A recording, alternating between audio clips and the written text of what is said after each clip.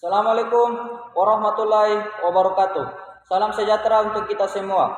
Saya Muhammad Ali Fatah, calon reskuer pemula asal kantor pencarian dan pertolongan kelas A Manado, peserta Latsar CPNS tahun 2022 angkatan 4 kelompok 4. Video kali ini berisi pemahaman saya tentang materi Smart ASN dalam Learning Journal hari kedua agenda 3. Pada kali ini saya memaparkan materi Smart ASN dengan membaca materi terlebih dahulu atau asinkronus. Saya melihat kegiatan belajar pertama mengenai literasi digital, kegiatan belajar kedua pilar literasi digital, kegiatan belajar 3 implementasi literasi digital dan implikasinya. Literasi digital. Literasi digital banyak menekankan pada kecakapan pengguna media digital dalam melakukan proses mediasi media digital yang dilakukan secara produktif. Seorang pengguna yang memiliki kecakapan literasi digital yang bagus tidak hanya mampu mengoperasikan alat, melainkan juga mampu bermedia digital dengan penuh tanggung jawab. Kompetensi literasi digital tidak hanya dilihat dari kecakapan menggunakan media digital skills saja, namun juga budaya menggunakan digital kultur, etis menggunakan media digital ethics, dan aman menggunakan media digital safety. Indikator penyusunan peta jalan literasi digital. Pada tahun 2017, peringkat internasional Telecommunication Union ICT Development Index Indonesia berada di posisi 7 dari 11 negara di Asia Tenggara. Pilar literasi digital.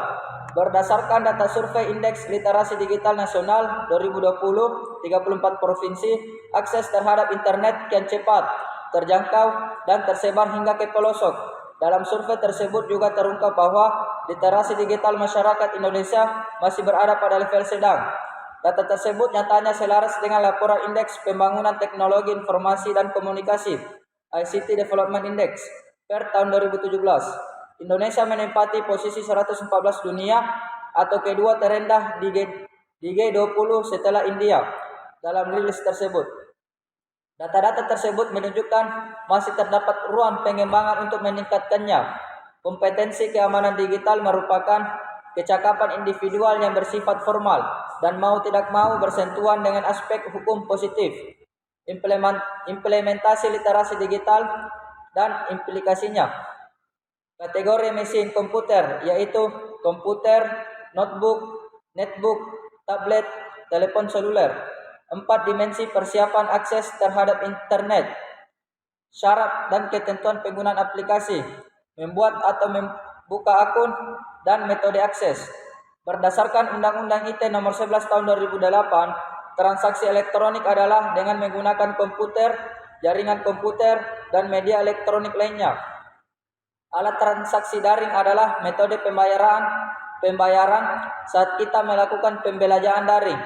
Jenis pembayaran atau transaksi daring diantaranya ialah transfer bank, dompet digital e-money, COD, cash on delivery, atau pembayaran di tempat, pembayaran yuring, kartu debit, kartu kredit.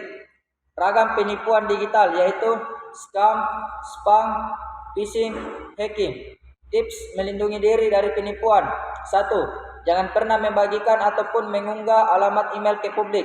Hal ini bertujuan untuk mengurangi risiko pengiriman email spam maupun peretasan apabila kata sandinya lemah dan mudah ditebak.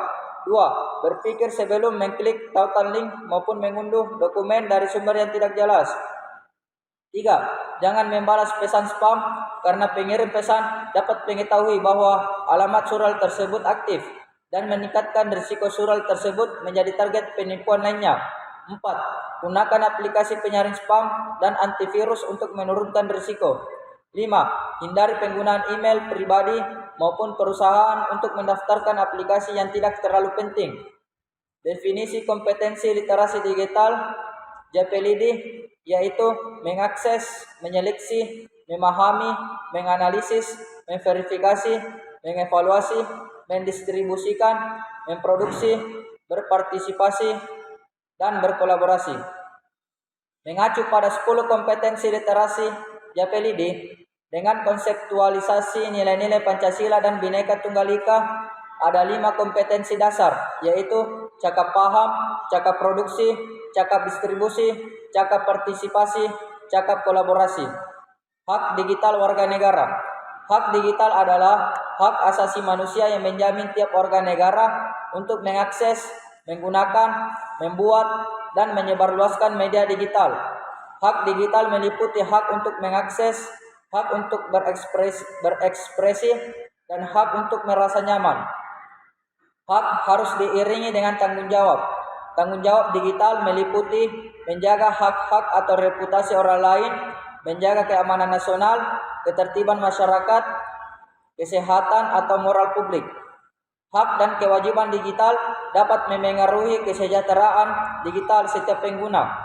Kesejahteraan digital merupakan istilah yang merujuk pada dampak dari layanan teknologi dan digital terhadap kesehatan mental, fisik, dan emosi seseorang. 8 prinsip praktik digital. 1. Menyediakan pelayanan inklusif dan responsif yang mendorong pekerjaan digital maupun aktivitas pembelajaran. 2. Menyertakan aspek kesejahteraan digital dalam kebijakan yang sudah ada, khususnya yang berkaitan dengan kebijakan aksesibilitas dan inklusi. 3. Menyediakan lingkungan fisik dan daring yang aman. Prinsip ini termasuk penyediaan pencahayaan ruangan yang memadai, akses wifi, dan sebagainya, dan memastikan setiap individu mematuhi peraturan mengenai kesehatan dan keselamatan. 4. Mematuhi petugas yang bertanggung jawab mengenai aktivitas digital, misalnya penanggung jawab aktivitas digital di kantor maupun dalam aktivitas belajar di sekolah. 5. Penuhi tanggung jawab etik dan hukum yang berhubungan dengan aksesibilitas, kesehatan, kesetaraan, dan inklusi, misalnya peraturan ketenagakerjaan dan mengenai lembur, undang-undang IT, dan sebagainya. 6. Menyediakan pelatihan kesempatan belajar, pendampingan, dan bantuan partisipasi dalam kegiatan digital, misalnya peningkatan kapasitas kemampuan digital bagi pekerja maupun siswa. 7. Memahami potensi, dampak positif maupun negatif dari aktivitas digital pada kesejahteraan individu. 8. Menyediakan sistem perlengkapan dan konten digital yang inklusif dan mudah diakses. Hak dan kewajiban dalam dunia digital. 1. Akses dan tidak diskriminatif. 2. Kebebasan berekspresi dan mendapatkan informasi. 3. Kebebasan berkumpul, berkelompok, dan berpartisipasi. 4. Perlindungan privasi dan data. 5. Pendidikan dan literasi. 6. Perlindungan terhadap anak.